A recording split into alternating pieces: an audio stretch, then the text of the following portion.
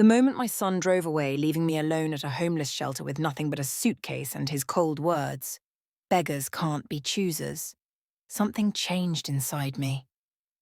I'd spent my life giving everything to him only to be discarded when I needed him most. Before I tell you how I transformed from a helpless 68-year-old shelter resident to the woman who legally foreclosed on my son's home, don't forget to subscribe to the channel for more stories of perfect justice that will remind you that karma always collects its debts. Now let me show you how I discovered the one piece of paper he forgot existed, the paper that would cost him everything he thought he'd stolen from me. My name is Margaret Wilson. For 40 years, I was a dedicated elementary school teacher. My husband Thomas and I raised 3 children in our modest Philadelphia home, sacrificing everything to give them a good life. When Thomas died of cancer 12 years ago, our medical bills had drained our savings, but I still had my home, at least until my eldest son Richard convinced me to sign it over to him. "It's for your own good, Mom," he'd said with that smile that used to make me so proud. "You'll live here rent-free for life. And I'll handle all the maintenance and mortgage payments." What a fool I was to believe him. 7 years later, after I broke my hip in a fall, Richard decided I had become a burden. Without warning, he moved me to an assisted living facility, then stopped paying for that too. Finally, he drove me to the lakeside community shelter, handed me a single suitcase of belongings, and abandoned me at the entrance. "Beggars can't be choosers, Mum," he said from the comfort of his luxury SUV. Then he drove away without looking back, leaving his own mother, the woman who had once bandaged his scraped knees and stayed up all night with his fevers, to sleep on a cot among strangers. This isn't just a story about a house. This is about what happens when the sacred trust between parent and child is shattered beyond repair. This is about what happens when a son who was given everything decides his mother's life has no value. And most importantly, this is about what happens when that son makes the catastrophic mistake of underestimating his mother. You see, Richard thought he had taken everything from me, but there was one crucial document he forgot about, one piece of paper that would become the key to the most satisfying revenge a betrayed mother could ask for. I still remember the day Thomas and I bought our little ranch house in the suburbs of Philadelphia back in 1975. We were so young then. I was 23, fresh out of college with my teaching degree, and Thomas was 28, already established as a high school math teacher. The mortgage payments stretched our 2 teaching salaries thin, but we were building something together. A home, a future. Our eldest, Richard, came along the following year. I can still picture Thomas cradling him in the hospital, whispering, "He has your eyes, Maggie. Let's hope he gets your smarts and my common sense." If only that had been true. Lillian followed 3 years later, and then Michael completed our family in 1982. Our house was always filled with the chaos only 3 active children can create: homework at the kitchen table, basketball in the driveway, science projects sprawled across the living room floor. We weren't wealthy by any measure, but we were happy. Every decision Thomas and I made revolved around our children. We drove older cars so they could attend summer camps. We skipped anniversaries at fancy restaurants to pay for SAT prep courses. We worked summer school to afford college visits. That's what parents do, isn't it? You sacrifice today so your children can have a better tomorrow. Richard was especially bright. When he graduated with honors from Penn State with his business degree, Thomas beamed with such pride. "He's going to be the first millionaire in the family," he would joke, "but I hope he remembers where he came from." For years, it seemed like he did remember. Richard married Diana, his college sweetheart, bought a starter home not far from us, and would stop by every Sunday for dinner. When Lillian moved to California for her tech job and Michael joined the military, Richard remained close. He'd help Thomas with home repairs, drive me to doctor's appointments, bring his kids over to play in the same yard he'd grown up in. Then Thomas got sick. Have you ever had to choose between your financial security and caring for someone you love? I didn't hesitate. Family always came first.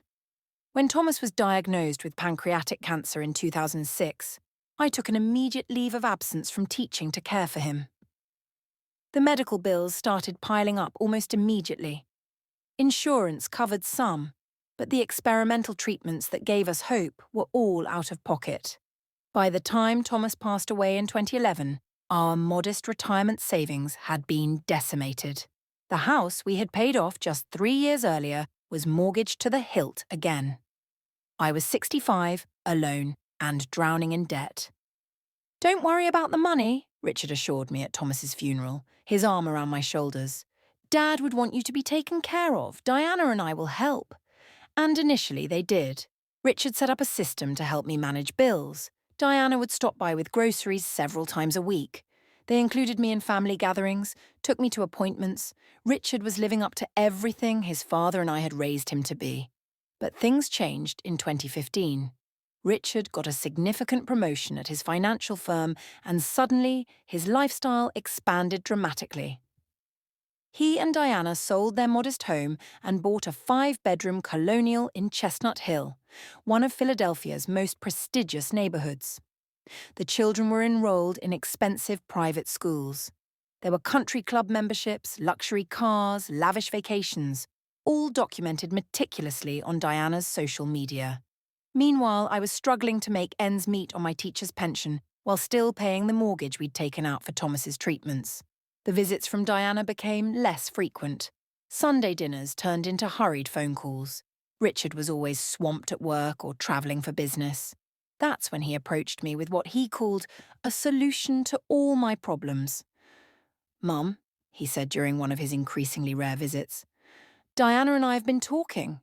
We're worried about you living here alone. The house is obviously becoming too much for you to maintain." He gestured to the water stain on the ceiling from a roof leak I couldn't afford to fix properly. "I'm doing just fine," I insisted, though we both knew I wasn't. "The thing is," he continued, voice softening into that financial advisor tone he'd perfected, "property values in this area have gone up significantly. If you sold this place, you could pay off the mortgage and still have a nice nest egg." When I protested that this was my home, where I'd raised my children, where I'd lived with Thomas, Richard unveiled his proposition. "What if you signed the house over to us? We'd pay off the existing mortgage, and you could continue living here rent-free for as long as you want. It's a practical arrangement. You'd be free from financial burden, and we'd ensure you have a place to live for the rest of your life." He made it sound so reasonable. He brought over a financial advisor from his firm who walked me through glossy charts showing how the arrangement would benefit me tax-wise. He hired a contractor to fix the roof and make other necessary repairs. He even had his law firm draft up what he called a life estate agreement that guaranteed I could live in the house until my death. "This is what Dad would want," Richard insisted. "He'd want to know you're taken care of." If you're already feeling your blood boil watching this, hit that like button. Because trust me, it only gets more infuriating from here.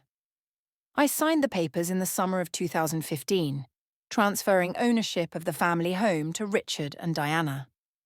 What I didn't understand, what the document didn't make clear in all its legal jargon, was that my life estate was conditional on me not being a financial or caretaking burden on Richard and Diana.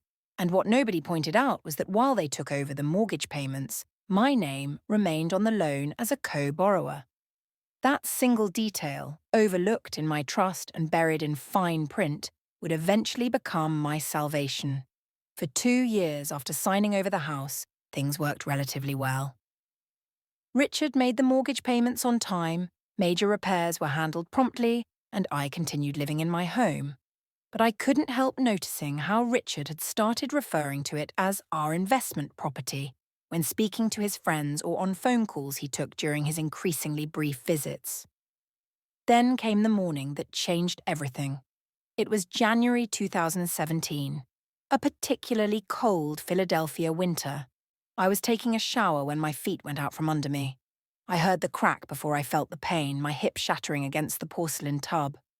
I lay there for nearly an hour, unable to reach the phone, water turning ice cold, before the neighbour who collected my mail heard my cries through the bathroom window. The hospital was a blur of pain medication, surgeries, and grim-faced doctors. A complete break, they told me. At your age, recovery will be lengthy. You'll need significant rehabilitation. I would require a walker, then a cane, possibly for the rest of my life. Diana visited during those first few days, bringing flowers that quickly wilted in the harsh fluorescent light of the hospital room. She brought my mail, including several past-due notices for the mortgage. "Is everything okay with the house payments?" I asked her. "Oh, that's just a mix-up with the bank," she assured me, tucking the notices quickly into her designer purse. "Richard's handling it. Don't worry about that now." Richard himself didn't appear until 5 days after my surgery, his expression more annoyed than concerned, as he looked at the monitors and machines surrounding me. "The doctor says I can go home next week," I told him. "I'll need some modifications to the house, a shower chair, handrails in the bathroom, maybe a temporary ramp for the front steps." Richard exchanged glances with Diana, who had been texting throughout my entire explanation of what the physical therapist had recommended. "The thing is, Mum," Richard began, using that smooth, detached voice I'd come to recognise as his delivering bad news to clients tone. "We've been looking into assisted living facilities. There's a really nice one in Bucks County." "But I want to go home," I insisted, panic rising in my chest. "The doctor said I could go home with the right modifications." "The house is being renovated," Richard replied flatly. "It wouldn't be safe for you." "Renovated? What are you talking about? That's my home." "It's our property, Mum," Richard corrected, his mask slipping momentarily. "And frankly, given your condition, you'd need a live-in caretaker or one of us checking on you daily. We have our own lives, our own responsibilities." In that moment, I saw my son clearly for perhaps the first time. The child I had raised, the boy I had sacrificed everything for, was now a man who viewed his mother as nothing more than an inconvenient asset depreciation. 2 weeks later, I was discharged not to my home of 4 decades, but to Sunshine Gardens Assisted Living Facility. Richard had already signed the paperwork and paid the first month's fee, presenting the whole thing as a fait accompli. "You'll love it here, Mum," Diana chirped as she wheeled me through sterile hallways that smelled of industrial cleaner and boiled vegetables. "They have bingo on Tuesdays." My room was half the size of my bedroom at home, with a narrow bed, a small dresser, and a window overlooking the parking lot. When I asked about my belongings, my books, Thomas's chair, the family photos, Richard assured me they were in storage. "We'll bring what fits once you're settled," he promised, a promise that, like so many others, would never be kept. I tried, I really did. I participated in physical therapy, made acquaintances with my table mates at meals, even played the dreaded bingo, but my heart wasn't in it. Each night, I would lie awake in that narrow bed, thinking of my garden at home, wondering if the spring bulbs I had planted in the fall would bloom without me there to see them. As weeks turned to months, Richard and Diana's visits grew increasingly sporadic. My birthday came and went with nothing but a generic card that Diana's assistant had clearly purchased and signed. Then came the meeting with the facility director, her expression professionally sympathetic as she explained that my account was significantly in arrears. "We haven't received a payment in over 2 months, she informed me. "We've been unable to reach your son to resolve the matter." My calls to Richard went straight to voicemail. My texts received brief, delayed responses. "Handling a work crisis, will call soon." When he finally answered 3 days later, his tone was irritated, as if I was being unreasonable for inquiring about my own care. "I told you we couldn't keep paying those rates indefinitely," he snapped. "Diana and I have our own expenses to consider." "But where am I supposed to go?" I asked, my voice breaking. There was a long pause. "There are state-funded facilities," he finally said. "They're not as nice as Sunshine Gardens, but they'll provide the basic care you need." Imagine being thrown away by the very person you raised, the one who promised to take care of you. That cruel betrayal was about to backfire in the most spectacular way. 2 days before my eviction from Sunshine Gardens, Richard appeared at my door with a single suitcase. You can only bring what fits in here, he informed me, checking his watch repeatedly. The facility has limited storage space. The facility turned out to be the Lakeside Community Shelter, a converted warehouse with barred windows and a small sign identifying it as a community resource centre. Richard didn't even turn off the engine when he pulled up to the curb. Richard, I whispered, unable to comprehend how my life had come to this point. How could you do this to me after everything your father and I sacrificed for you? Beggars can't be choosers, Mum, he replied coldly, reaching across to open my door. This is the situation we're in. You need to make the best of it. That first night at the shelter was the lowest point of my life. I lay on a narrow cot separated from others by thin curtains, listening to the sounds of strangers in distress all around me. I had never felt so utterly alone, so completely abandoned. But what Richard failed to consider was the quiet strength that had allowed me to survive decades of challenges, raising 3 children on a teacher's salary, nursing my husband through a terminal illness, weathering financial hardships. That same strength was about to turn the tables on my ungrateful son in ways he could never imagine. 3 days into my stay at the shelter, I was organising the few possessions I had managed to bring with me. At the bottom of my suitcase was a folder containing important documents I'd hastily packed. My social security card, Thomas's death certificate, our marriage licence, and a few insurance policies. As I sorted through these remnants of my former life, my fingers brushed against another document I had almost forgotten, a copy of the mortgage agreement for the house. I'd tucked it away years ago, assuming it was no longer relevant after Richard took over ownership. Sitting on my narrow cot with my reading glasses perched on my nose, I began to review the document carefully. What I discovered made my heart race. My name was still listed as a co-borrower on the mortgage. Richard had never refinanced the loan solely in his name, as I had assumed he would. According to this document, I was still legally responsible for the debt, but that also meant I might have certain rights to the property. Here's what most people don't realise about homeownership. Sometimes the person whose name is on the deed isn't the one with all the power. Mortgage agreements can provide unexpected leverage, especially when they're in default. Is there a legal aid clinic nearby? I asked Alice, a kind shelter volunteer who had taken me under her wing. The next day I made my way to a community centre 6 blocks from the shelter, clutching the mortgage documents in my purse. The legal aid clinic was packed with people whose desperation matched or exceeded my own. I waited patiently for 3 hours before my name was called. The attorney assigned to my case was Victoria Reyes, a young woman with sharp eyes and a no-nonsense manner that reminded me of myself in my younger years. As I explained my situation, her expression shifted from professional sympathy to something like controlled outrage. Mrs. Wilson, she said after reviewing my documents, let me make sure I understand correctly. You owned your home outright but took out a mortgage to pay for your husband's medical expenses.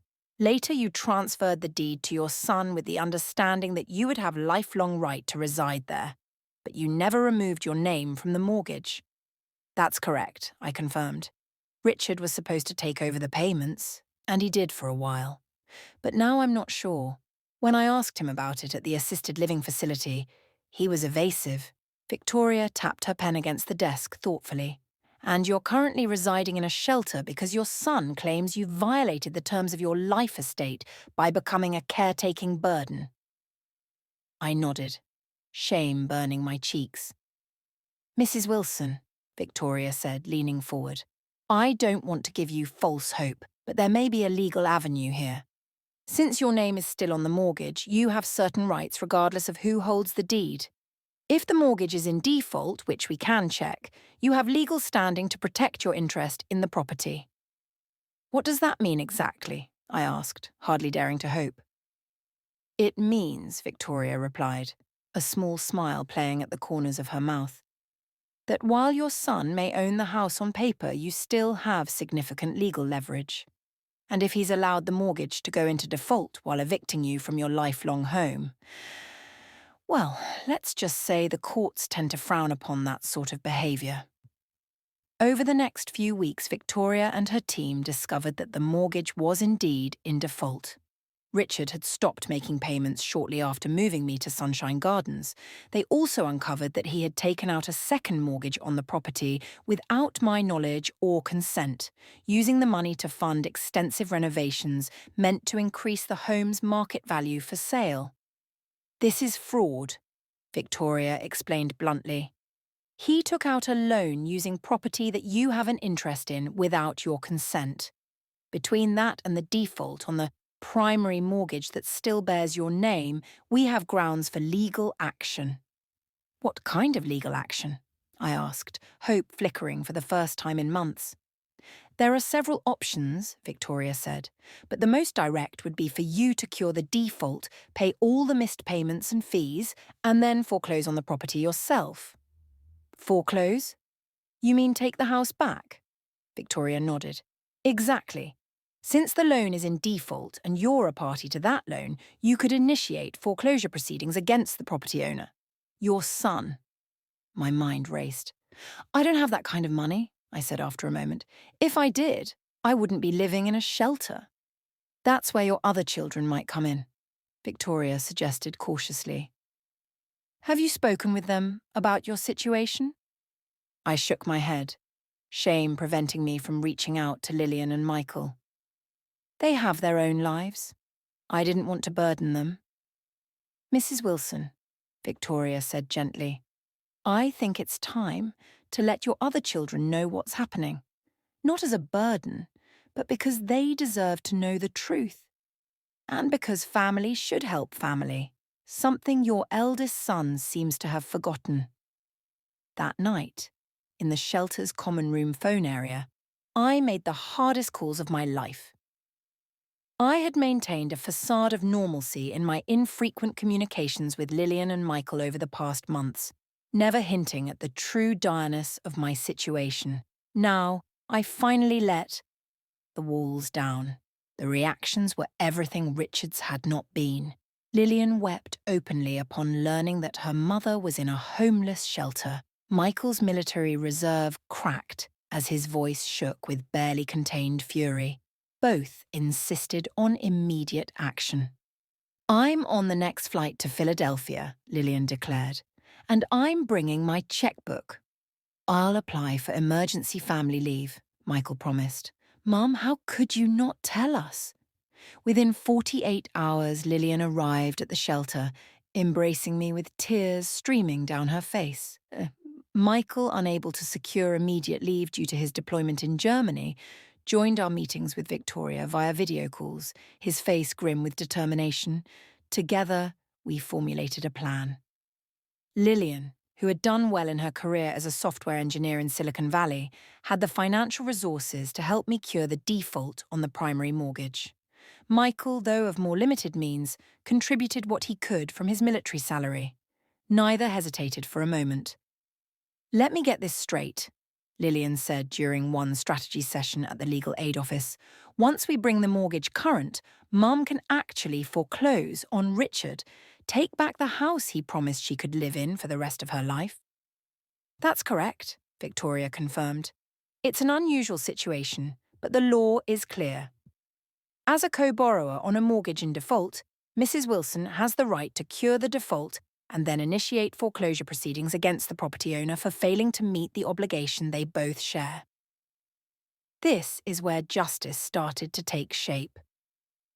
Comment below what you would do if you were in my position. Would you show mercy or go for the full revenge? I was about to make a decision that would change both Richard's life and my own forever. Over the next month, the legal process moved forward with a momentum that surprised even Victoria.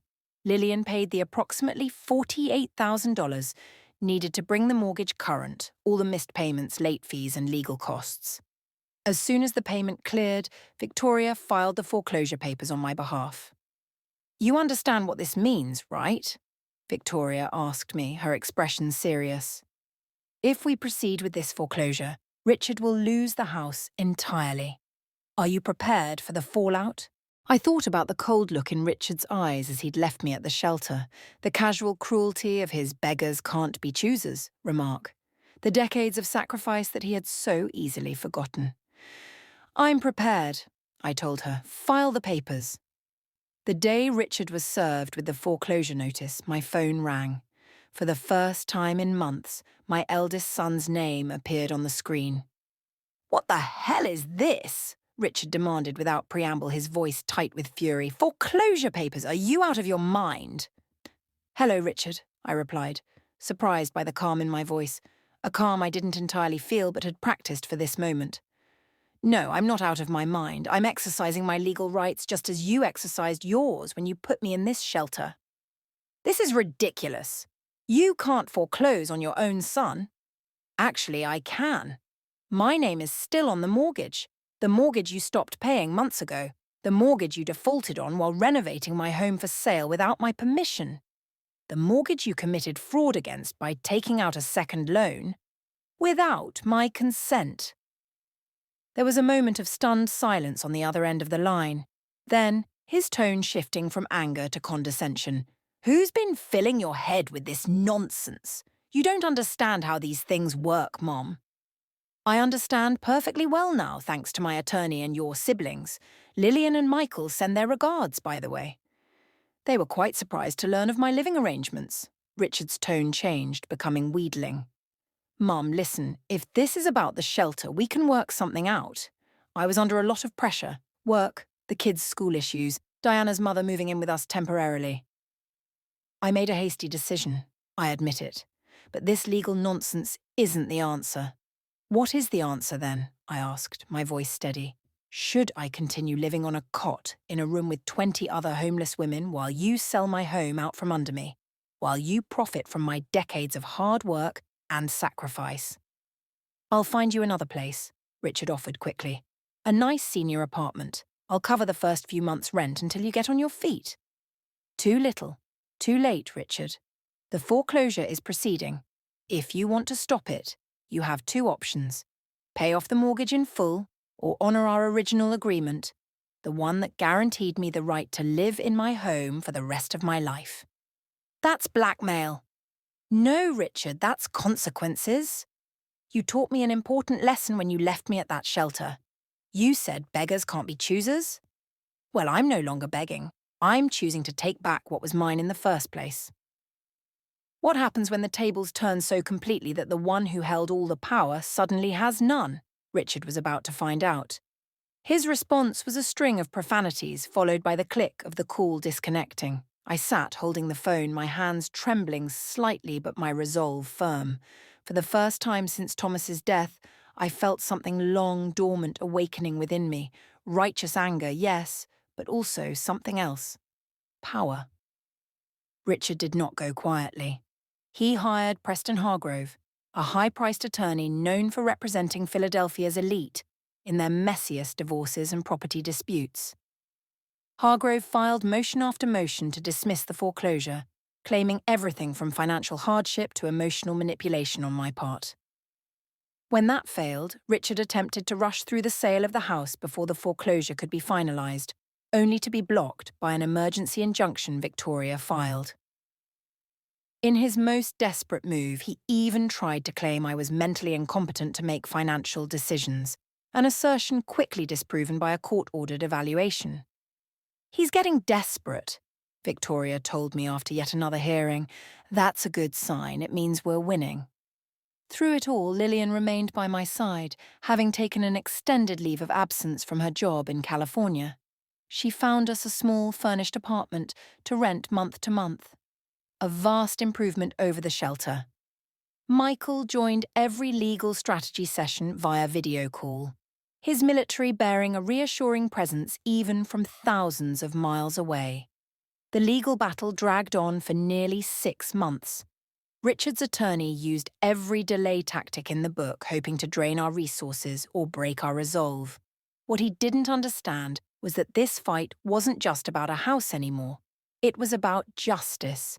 It was about a son learning that abandoning his mother had consequences. Finally, on a crisp autumn day, almost exactly 9 months after Richard had left me at the shelter, we gathered in Judge Eleanor Brennan's courtroom for what would be the final hearing. Richard sat at the defendant's table with Hargrove, not once meeting my gaze. Diana was notably absent. Judge Brennan, a stern woman in her 60s with reading glasses perched on the end of her nose, had clearly reviewed every document in the case file. Her questions were pointed, her patience with Hargrove's evasions limited. "Mr. Wilson," she said finally, addressing Richard directly, "would you please explain to the court why you felt it appropriate to place your mother in a homeless shelter while simultaneously defaulting on a mortgage to which she remained legally bound?" Richard stammered something about financial pressures and temporary arrangements. Judge Brennan looked unimpressed. "And the second mortgage you took out without your mother's consent, despite her being a party to the original loan? How do you explain that?" Before Richard could formulate a response, Judge Brennan continued, "I've seen many property disputes in my years on the bench, Mr. Wilson, but few have disturbed me as much as this one. The court finds in favour of the plaintiff." She turned to me, her expression softening slightly. "Mrs. Wilson, the foreclosure will proceed. Mr. Wilson has 30 days to vacate the property, after which time ownership will revert to you. Additionally, I am ordering the defendant to pay all legal fees and court costs associated with this case." She paused, then added with undisguised contempt, "The court finds the defendant's unconscionable abandonment of a parent who had sacrificed everything particularly reprehensible." Case dismissed. The gavel came down with a finality that made Richard flinch. Victoria squeezed my hand under the table, and Lillian, sitting behind us in the gallery, let out a small sound that might have been a sob or laugh of relief. 30 days later, I stood on the porch of my home. My home again. Key in hand, beside me were Lillian and Michael, who had finally secured leave to be present for this moment. As I turned the key in the lock and pushed open the door, tears welled in my eyes. I was home. After everything Richard had taken from me, my security, my dignity, nearly my hope, I had taken back the one thing that mattered most, the house where I had raised my family, where I had loved Thomas, where I had made a lifetime of memories. I stepped across the threshold, back into my life, and felt something settle in my soul. Justice had been served. When we first walked through the house after reclaiming it, my heart sank. Richard's spite was evident in every room. Fixtures had been removed, walls had been damaged, and cupboards emptied. In the backyard, my garden, where I had spent countless hours planting bulbs, nurturing perennials, and creating a small sanctuary, had been deliberately dug up and destroyed. "Oh, Mum," Lillian whispered, taking in the devastation. "I'm so sorry." But standing there in the home where I had raised my family, I felt a strange sense of peace wash over me. "It's just things," I told her, running my hand along the wall where Richard had torn down family photos. "Things can be repaired or replaced. What matters is that I'm home." Over the following months, Lillian, Michael and I set about restoring the house. Michael took 2 weeks of leave to help with the major repairs, fixing the damaged walls, replacing missing fixtures, and repainting rooms in colours that made me smile. Lillian set up online orders for furniture and household items to replace what had disappeared. My neighbours, who had wondered about my sudden absence, rallied around us with casseroles, spare tools and helping hands. Most importantly, we replanted the garden. Every shovelful of earth felt like reclaiming another piece of myself. We put in new rose bushes to replace the ones Thomas had given me for our 25th anniversary. We planted tulip and daffodil bulbs that would sleep through winter before announcing spring with their bright faces. We laid fresh sod where Richard had torn up the lawn. "It won't be the same right away," Michael cautioned as we surveyed our work. "Gardens take time." "I have time," I replied, feeling the sun warm on my face. "This garden and I will grow back stronger together." Richard never contacted me directly again. Through Hargrove, his attorney, he made a final attempt to claim a portion of the equity in the house, an effort that Judge Brennan summarily dismissed. Diana sent a brief, awkward email expressing regret about how things turned out, but made no real attempt to repair the relationship. The grandchildren, influenced by their parents' version of events, remained distant. The loss of my relationship with Richard and his family was a wound that would never fully heal. But as I sat in my reborn garden the following spring, watching new flowers bloom where destruction had been, I reflected on the lessons of the past year. I had learned that blood ties alone do not guarantee loyalty or love. I had learned that standing up for oneself is not selfish, but necessary. I had learned that it's never too late to reclaim what is rightfully yours, whether that's a house, your dignity, or your sense of self-worth. Most importantly, I had learned that while beggars can't be choosers, I was no beggar. I was Margaret Wilson, mother, widow, survivor, and a woman who had finally learned to choose herself. Lillian eventually returned to her job in California, but with a new arrangement that allowed her to work remotely for 2 weeks every quarter so she could stay with me. Michael, after completing his military service, took a civilian contractor position in New Jersey, close enough to visit regularly. Our Sunday dinners became a tradition again, filled with conversation, laughter, and a deeper appreciation for the family bonds that had weathered this storm. As for Richard, the foreclosure and legal defeat had consequences beyond losing the house. Several of his clients at the financial firm, hearing rumors of the case, transferred their accounts to other advisors. His social standing in the Chestnut Hill community suffered as whispers about the man who put his mother in a shelter circulated. The couple was quietly removed from several charity boards and club committees. But the greatest loss was his, the loss of a mother's unconditional love and the respect of those who understood that family means standing beside each other in difficult times. I kept a picture of him in the living room, tucked among family photos, Richard at his college graduation, before money and status became his guiding stars. Sometimes I would look at it and wonder if the son I raised was still somewhere inside the man he had become. The door to reconciliation remained unlocked, should Richard ever find the courage and humility to approach it. But I no longer waited beside that door, peering through its window. I was too busy living the life I had reclaimed, tending my garden, volunteering at the legal aid clinic where Victoria had helped me, and cherishing the children who had proven that while one branch of my family tree had withered, the others had grown stronger in the storm.